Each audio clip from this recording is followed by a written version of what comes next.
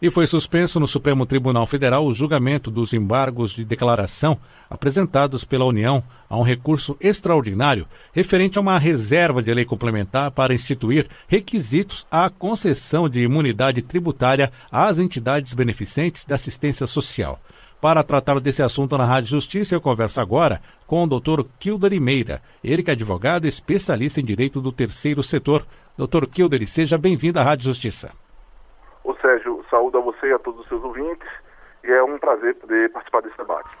Dr. Kildare, conte para nós então o que está em debate, o que está sendo julgado pelo Supremo Tribunal Federal para que o nosso ouvinte possa compreender melhor.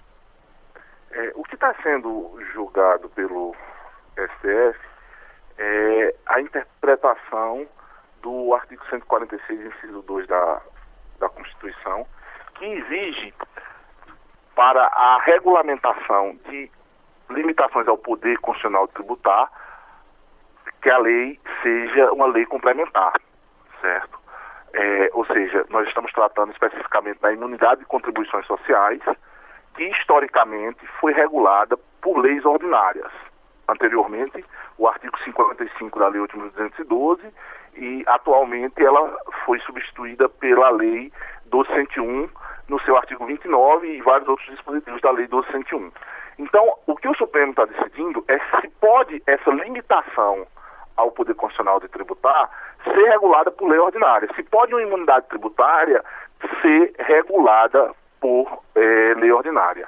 E essa questão, ela vem sendo tratada inicialmente pela ADIM 2028, que é da década de 90, certo? Que atacou uma alteração que foi feita na lei, no artigo 55 da Lei 8.212, através da Lei 9732, de 98, se não me falha a memória, e que esse dispositivo foi objeto da ADIM 2028. Inicialmente foi concedida uma medida cautelar para suspender apenas a alteração da Lei 9732, e a discussão sobre se a própria 8.212 era ou não constitucional, ela ficou parada no tempo, até que sobreveio o recurso extraordinário 5.622, que foi afetado com repercussão geral, cujo relator é o ministro Marco Aurélio. Essas questões foram discutidas numa mesma sentada pelo Supremo Tribunal Federal em 2014. E, na verdade, depois de várias sessões. E os acórdãos, tanto o recurso extraordinário como o da ADIM 2028, foram publicados com posições divergentes, posições até, eu diria, inconciliáveis. Por quê? Porque no acórdão publicado pelo ministro Marco Aurélio Melo, do recurso extraordinário 5.622, ele afirma a reserva de lei complementar, a necessidade da lei complementar para declarar inconstitucional, para regular a imunidade tributária, certo? Declarando inconstitucional o artigo 55, e a ementa dele é muito clara, sem nenhuma ressalva, inclusive a exigência do certificado de identidade beneficente de assistência social, que sempre foi um requisito da lei ordinária.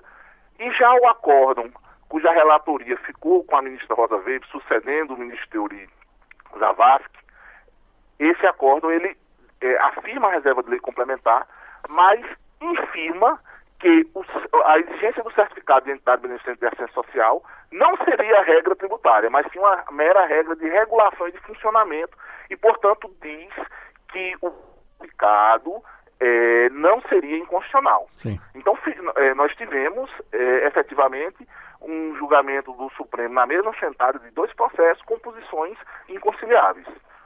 E, doutor... Posteriormente a isso, as partes entraram com embargo de declaração, a Fazenda Nacional no recurso extraordinário, querendo que o recurso extraordinário tivesse o mesmo texto da ADI 2028, né? E os patronos da ADI 2028 entraram com embargo de declaração, afirmando que houve um erro de contagem, certo? Dos votos, e que a relatora não poderia ter sido a ministra Rosa Weber. Quem teria que ser declarado o relator para o caso deveria ser o sucessor do ministro Joaquim Barbosa, no caso próprio ministro Marco Aurélio. E nessa questão se pediu que se igualasse o texto em função do erro de contagem de votos, certo? Nós tivemos mais um capítulo até dessa novela, porque é uma verdadeira novela, na semana passada, no dia 5 de setembro. O ministro Marco Aurélio trouxe os embargos de declaração que foram interpostos contra o seu acordo, certo? Afirmando que não havia qualquer vício de omissão, contrariedade, obscuridade, afirmando que a Fazenda Nacional, na verdade, queria rediscutir a matéria, certo? E que, portanto, não havia por que prover, negando provimento aos embargos de declaração. O ministro Marco Aurélio também afirmou no seu voto que não haveria necessidade de modulação, certo? E aí fez um verdadeiro libelo contra a modulação em matéria tributária, certo? E isso suscitou o debate na Corte. Logo quando se abriu para colher os outros votos, a ministra Rosa Weber pediu vista do processo, certo? Informou que os embargos de declaração que eram interpostos pelos patronos da causa da ADI, ela iria trazer para julgar junto com o dos ministros Marco Aurélio, já que a matéria era similar, e informou ainda que iria trazer esses embargos como uma questão de ordem, certo? Revelando que ela entende que existe nos embargos de declaração razão, certo? Ou seja, se ela vai trazer como questão de ordem, é porque não se está tratando de omissão, obscuridade ou contrariedade, mas sim no erro na contagem dos votos. Então, acho que a posição da ministra Rosa Weber foi reveladora de uma posição que efetivamente deve haver a confluência dos acordos. Pelo menos é essa leitura que faço. E doutor Kildare, só tirando uma dúvida, quem é que tem direito a essa imunidade tributária entre as filantrópicas? São todas as filantrópicas ou não? Olha, hoje, no quadro legislativo que nós temos, só tem direito a quem possui o certificado de entidade beneficente de assistência social, que é concedido para as entidades de assistência social propriamente ditas, para as entidades de saúde, que atendam ao SUS majoritariamente, e as entidades de educação, que forneçam bolsas de estudo nos moldes da legislação, certo? Essa imunidade, ela é mais específica do que a imunidade de impostos, certo?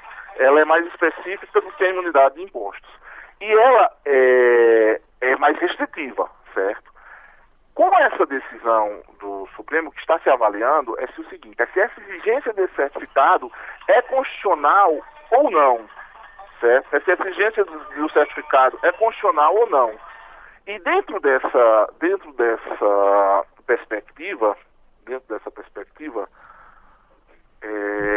se o Supremo declarar inconstitucional o certificado de identidade beneficente de assistência social, ele vai acabar por ampliar a hipótese de acesso à imunidade de contribuição, na medida que ele vai igualar os requisitos dessa imunidade aos requisitos da imunidade de impostos, certo? Então aí, em tese, nós teríamos que, além das entidades certificadas, todas aquelas entidades de assistência social e de educação sem fim lucrativo que também gozam da imunidade do imposto poderiam pleitear em juízo a sua imunidade tributária. Eu estou conversando com o Dr. Kildare Meira, ele que é advogado especialista em terceiro setor. Estamos falando de um julgamento no Supremo Tribunal Federal sobre a concessão de imunidade tributária para entidades filantrópicas. Esse julgamento foi suspenso aqui no STF devido a um pedido de vistas feito pela ministra Rosa Weber. Dr. Kildare, uma decisão nesse sentido, no caso de negar essa imunidade tributária, pode significar um grande prejuízo para essas entidades filantrópicas até o fechamento delas? Sem dúvida, Sérgio. Porque essa imunidade, ela tem um impacto financeiro muito relevante para as entidades. Então, você imagina que as entidades passam um período se comportando como entidades de assistência social e aí depois vem a fiscalização e informa que elas não são e lançam os últimos 5 anos de toda a tributação sobre folha de salário. Para entidades do terceiro setor, onde o principal insumo é mão de obra, certo? Isso é significativo. E, por vezes, esse lançamento tributário, essa cobrança dos valores, ela é acima do patrimônio líquido dessas entidades, certo? Efetivamente, existem entidades penduradas na decisão do Supremo se vão existir ou se vão ser extintas para pagar a dívida tributária. Esse é o quadro que nós temos hoje. Existiu no julgamento da última semana uma discussão, se voltou, sobre a possibilidade de modulação dos efeitos dessa decisão. Essa modulação foi suscitada pela Fazenda Nacional em função do suposto impacto tributário, certo? Financeiro para o Estado, e se demonstraram haver pontos de vista distintos. Como eu já falei, o ministro Marco Aurélio foi veementemente contra, o ministro Gilmar Mendes sustentou que é possível sim se discutir isso, e o ministro Barroso também finalizou essa possibilidade. Essa discussão ainda não foi enfrentada, mas acredito que na volta e com o acolhimento dos embargos de declaração por parte da ministra Rosa Weber, deve ser enfrentada a questão da modulação. Doutor Kilder Limeira, muito se confunde entre entidades filantrópicas e as igrejas nessa concessão da imunidade tributária ou não? Olha, existe uma confusão conceitual em função das igrejas também gozarem de imunidade, só que a imunidade das igrejas é restrita à imunidade de impostos previsto no artigo 150, inciso 6, a linha B. A imunidade das entidades de assistência social de impostos é a linha C, certo? Só que as igrejas, elas não têm a possibilidade de ter a imunidade de contribuições sociais, que ela é restrita a entidades beneficentes de assistência social. O conceito de entidade beneficente de assistência social, ele é mais restrito, certo? E como ele pressupõe a universalidade do atendimento, certo? Ele acaba, por vezes, excluindo as igrejas que pretendem essa imunidade, porque a igreja, ela tem uma perspectiva proselitista, ela tem uma perspectiva de prospecção de fiéis, e ela se volta para um universo específico de fiéis, certo?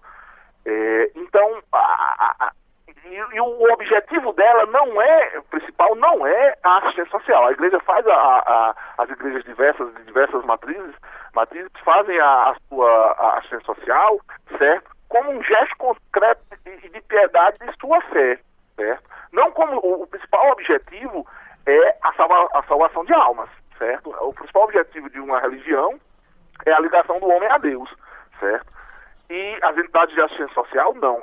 Elas desenvolvem uma política para o público-alvo da assistência social, que são as pessoas mais carentes, seja na saúde, educação e assistência. Então, são conceitos que acabam se confundindo, porque as igrejas também fazem assistência social, mas não como um fim em si mesmo. Doutor Kilder, conte para nós então, se essa imunidade tributária cair, quanto significa para essas empresas, ou melhor dizendo, para essas instituições filantrópicas? Olha, essa é uma avaliação que tem que ser feita instituição a instituição, certo? Para algumas instituições vai representar a própria existência, certo? Porque tem instituições já que têm passivos levantados pela Receita Federal que representam a similitude com o seu patrimônio líquido, certo?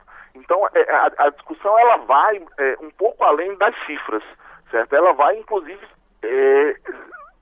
quanto à questão da existência ou a eliminação de algumas instituições que são relevantes na política de assistência social. Porque é importante a gente resgatar que a política de assistência social, antes de ser uma política de Estado, ela iniciou com as entidades filantrópicas.